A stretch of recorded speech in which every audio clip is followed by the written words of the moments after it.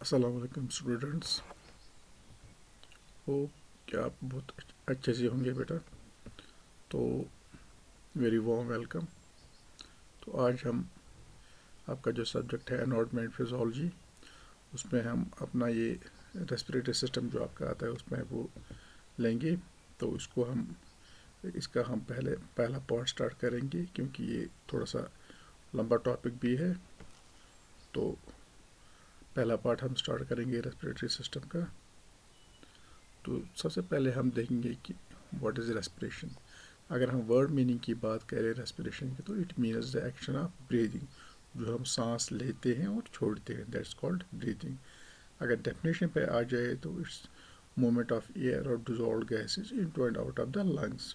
जो हम लंग्स में गैसेस लेते हैं, सांस लेते हैं और डिजॉल्व गैसेस बाहर छोड़ते हैं, दैट्स कॉल्ड डेफिनेशन। या यूँ कहे तो it's the chemical process by physical or chemical process by which an organism supplies its cells and tissues with the oxygen needed for metabolism and relieves them of the carbon dioxide formed in energy producing reactions। जो भी metabolism होता है sales और tissues में, जो वहाँ पर metabolism होता है और जो उस मेटाबॉलिज्म के लिए जो उनको नीड होती है ऑक्सीजन की, वो और जो बाद में जो वहाँ से निकलता है कार्बन डाइऑक्साइड जो बाहर छोड़ते हैं, that is in other words called, क्या कहते हैं इसको, रेस्पिरेशन।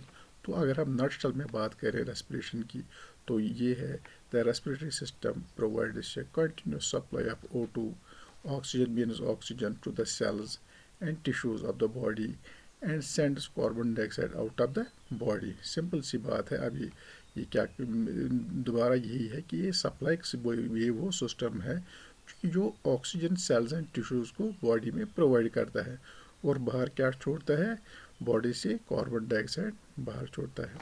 तो अब इसके हम ये है इसकी डेफिनेशन। अब what are the organs of the respiratory system. अब रेस्पिरेटरी सिस्टम में डिफरेंट ऑर्गन्स हैं, क्योंकि सिस्टम है इसमें इन्वॉल्व है बहुत सारी ऑर्गन्स।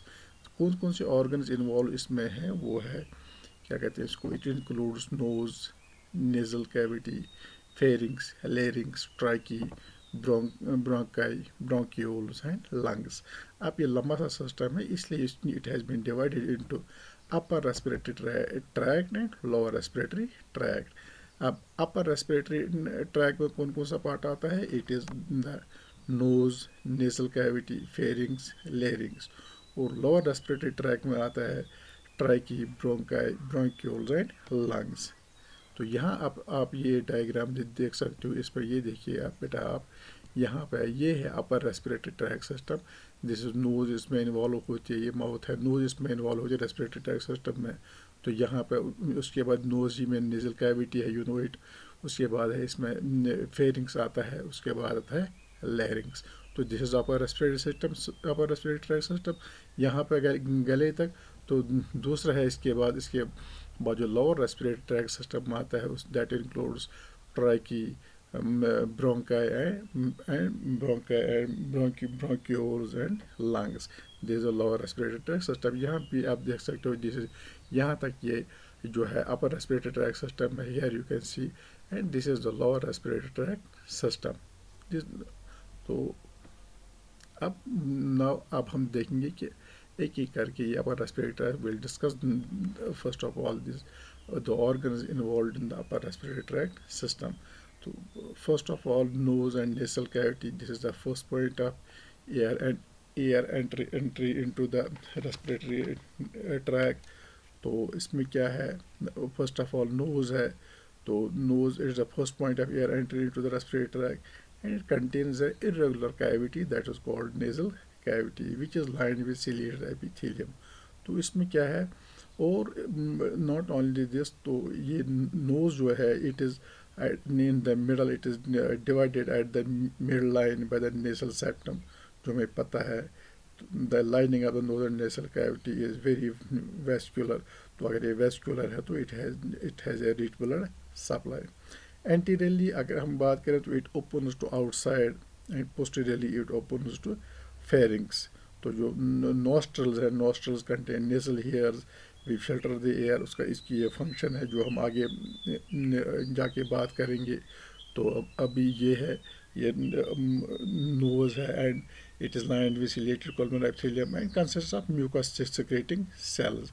इसमें जो म्यूकस सेक्रेटिंग सेल्स हैं दैट हेल्प उनका आगे जाके फंक्शन पता चलेगा। तो the lining of the nose and nasal cavity is very vascular as it has a rich blood supply, जो हमने अभी बात भी की। तो अब आते हैं इसकी फंक्शंस पे।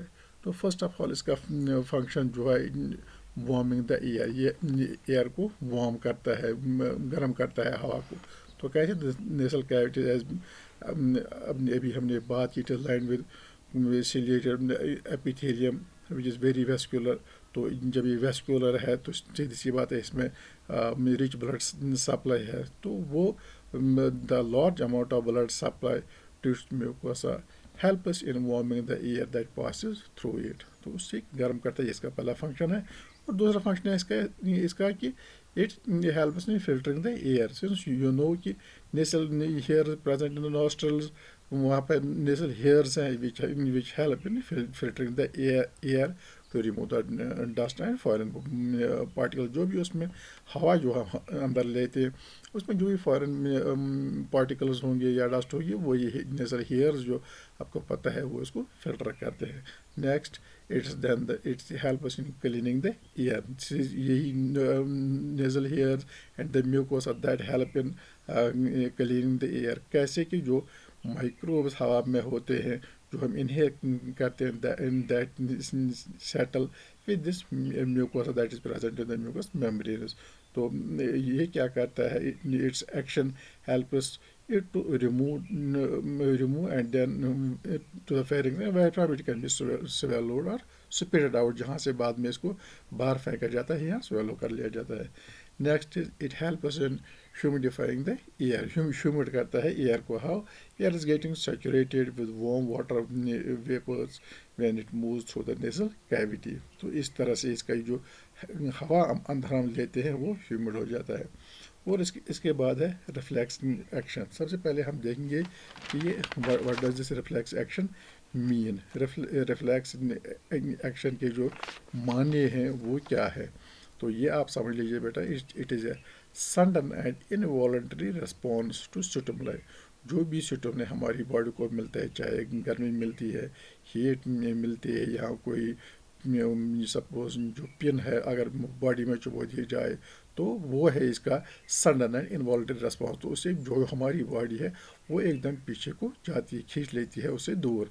तो ये सडन एंड इनवॉल्टरी रिस्पॉन्स है टू दैट स्टिमुलाई। जो भी स्टिमुलाई होगा, पिन से चुभो दिया जाए या क्या कहते हैं उसको, गर्मी लगे या और कुछ, and it helps what happens, it helps organism to quickly adapt to an adverse circumstances. तो ये है इसका रिफ्लेक्स एक्शन। तो अब इसमें रिफ्लेक्स एक्शन क्या है, when coming in contact with an irritant, अगर कोई भी इरिटेंट जो हम हवा इनहेल करते हैं अगर उसमें कोई इरिटेंट होगा, तो जो नर्व एंडिंग्स है, nerve endings present in the nose and nasal cavity that initiate reflex action that cause sneezing।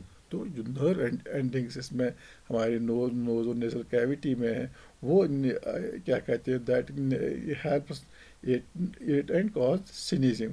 तो स्नीजिंग क्या है, what is sneezing? Sneezing is an effort made to expel the irritant out.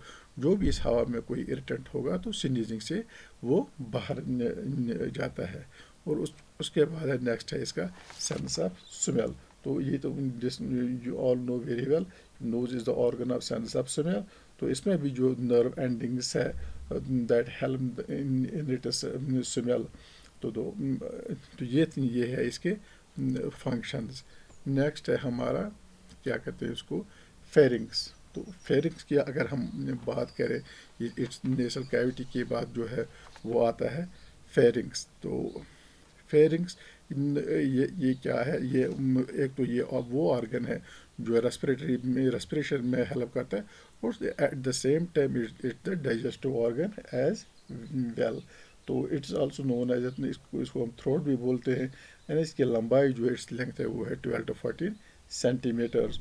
और दूसरा है ये कहाँ से शुरू होता है, it extends from the base of the skull to the cervical vertebrae and continues as oesophagus. तो क्या कहते हैं उसको, now what are the structures that are associated with that are associated with this pharynx. इससे पहले हम बात करेंगे तो स्ट्रक्चर्स जो है वो कौन कौन से हैं। तो superiorly base of sickle, inferiorly it continues as esophagus, and anteriorly it opens into nose, mouth and larynx. Posteriorly it is associated with cervical vertebrae. अब इससे ये आपको मैं ये समझाना चाहता हूँ बिफोर वी प्रोसीड कि what does this superiorly mean and what is inferiorly, what is anteriorly, what is posteriorly. These are the parts. ये पोजीशन है, लोकेशन है, कौन कौन से ऑर्गन्स किस साइड में इसके एसोसिएट हैं फेरिंग से। तो अगर हम बात करें सुपीरियरली की, superiorly means in a higher position towards the head, ठीक है बेटा, in a higher position towards the head. और दूसरा है उसके बाद है inferiorly, it means in a lower position और लोअर इन डिग्री और रैंक, ठीक है बेटा। उसके बाद है anteriorly, anteriorly means towards the front of the body. और उसके बाद है posteriorly, posteriorly means situated behind और कमिंग आफ्टर, उसके बाद जो आता है। तो ये चीज़ें हैं। और ये चीज़ है इसमें, और इसमें एक और पोजीशन आती है दैट इज़ लेटरली। लेटरली वो आगे जाके पता चलेगा, लेटरली भी आता है इसमें। Laterally means towards the side. तो ये है इसका जो है क्या कहते हैं इसको, these positions structure that are associated, किस साइड में कहाँ पे किस जगह पे कौन कौन सा स्ट्रक्चर इससे अटैच होता है। उसके बाद है पार्ट्स ऑफ द फेरिंग्स। अब फेरिंग्स के पार्ट्स कितने हैं। Pharynx can be divided into nasopharynx, oropharynx and laryngopharynx. तो these are parts of the pharynx. अब इसमें ये आप यहाँ पर देख सकते हो, यहाँ पर ये आप ये है, पहले ये देख लीजिए आप बेटा, ये है नेसोफेरिंग्स, ये है ओरोफेरिंग्स और जो ये है लैरिंजोफेरिंग्स। अब नेसोफेरिंग्स की बात अब हम करेंगे तो यहाँ तक ये नेसोफेरिंग्स है। यहाँ आप देख सकते हो this hot plate of the knows, ये है यहाँ पर, सॉरी, ये है यहाँ पर सॉफ्ट पैलेट, एंड ये है यहाँ पर वुल्वा। तो ये है यहाँ तक है, जो ये नीचे है सॉफ्ट प्लेट तक जो है ये है नेसोफेरिंग्स। अब इसकी फंक्शन भी आगे जाके पता चलेगा अभी। और ये है ओरोफेरिंग्स, इसमें ऑर्गन जो आते हैं वुल्वा, ये टंग है और ये एपिगोलॉट्स है। तो ये है यहाँ पर लैरिंजोफेरिंग्स। लैरिंजोफेरिंग्स इट कंटिन्यूस बाद में ये ट्रैकी के साथ क्या कहते हैं कंटिन्यू करता है। तो these are the parts of the this pharynx. तो अब ये डायग्राम आपको सीखनी है, you have to draw it.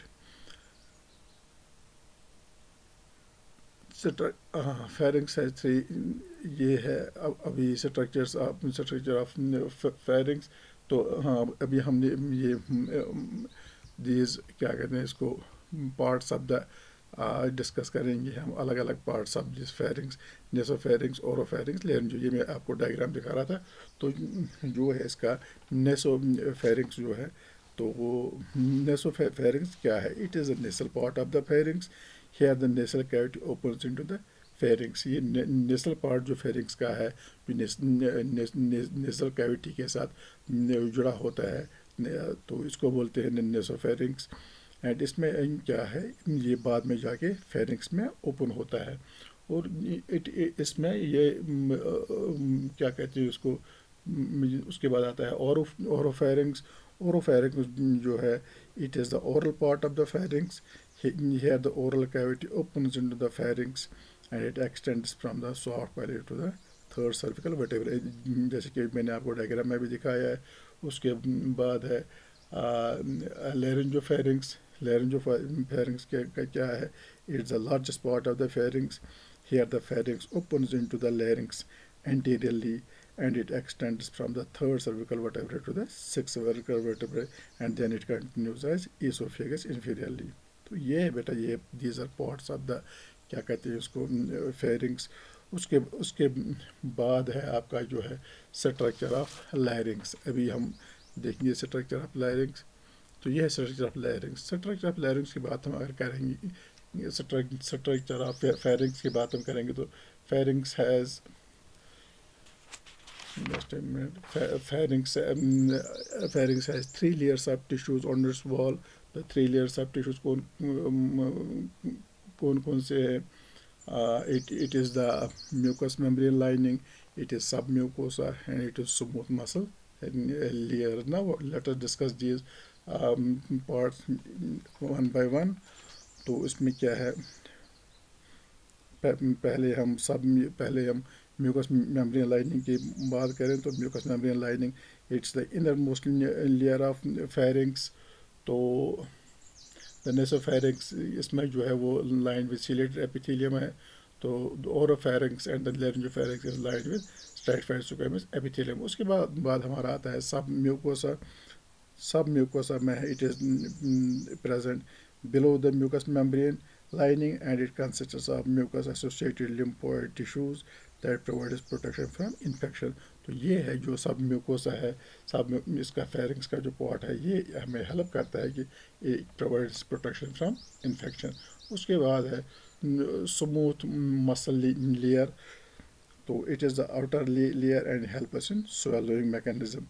It also helps us in keeping the pharynx always open so that breathing is not disturbed. ये इसका आगे जाके पता चलेगा पूरा कि ये swallowing of mechanism क्या है. जब रेस्पिरेशन के मैकेनिज्म पे पहुंच जाएंगे उसमें पता चलेगा. तो ये है, ये 3 पार्ट्स हैं इसके. उसके बाद है फंक्शंस ऑफ फेरिंग्स. तो फंक्शंस ऑफ फेरिंग्स की अगर हम बात करें, अभी हमने जो जहाँ पता चला इससे सिंपल है. It help us in the passage way for food and air. तो खाना भी इसी रास्ते से जाता है और एयर भी इसी रास्ते से जाता है.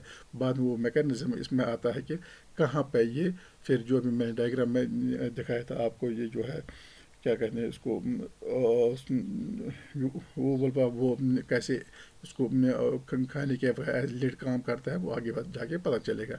And then it helps in warming humidifying. ये भी हमने अभी पढ़ा कि कैसे ये क्या कहते हैं जो वेपर्स उसमें होते हैं नेजल कैविटी में, वहाँ पर ये कैसे ह्यूमिडिफाई एयर को करते हैं. उसके बाद the nerve endings present in the pharynx help in the sense of taste. ये भी हमने बात की अभी. तो it gives voice to its individual characteristics and acoustics in speech. तो these are the functions of the pharynx. उसके बाद आता है बेटा आपका जो है लैरिंग्स.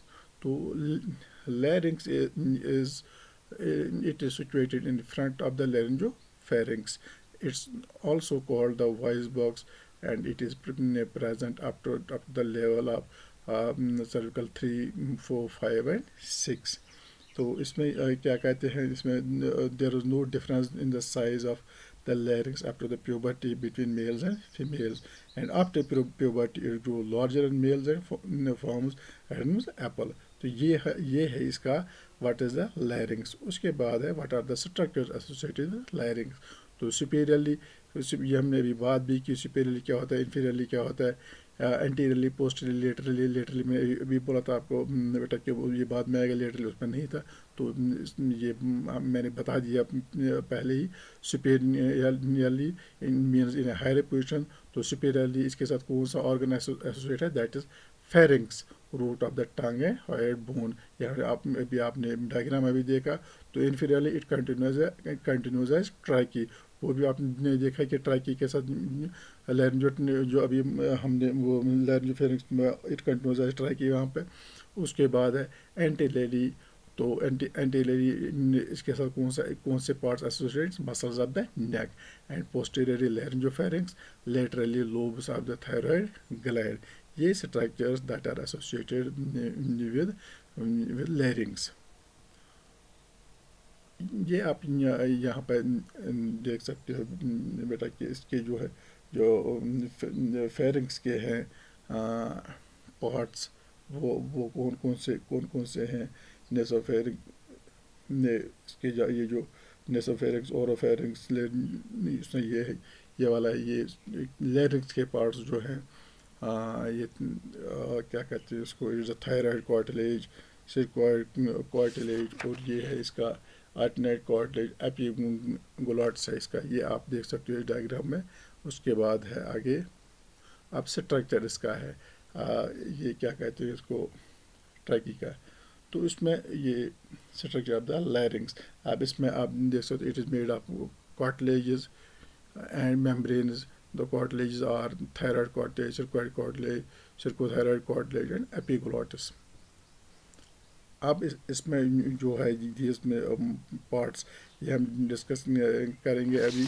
इसमें ये अलग अलग थायराइड कार्टिलेज, अगर थायराइड कार्टिलेज की बात करें तो it forms the anterior and lateral walls of the larynx and is made of hyaline cartilage.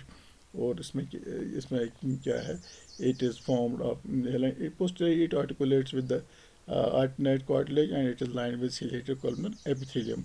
और उसके बाद आता है इसका ये क्या कहते हैं इसको, cricoid cartilage. It is present below the thyroid cartilage and it reaches the encircles the larynx and it is also formed of hairline cartilage. It is also lined with ciliated columnar epithelium. उसके बाद है alternate cartilage. Alternate cartilage are present on the upper border of posterior wall of the circoid cartilage and is formed of hairline cartilage. It's also lined with the columnar ciliated epithelium. उसके बाद आता है आपका epiglottis.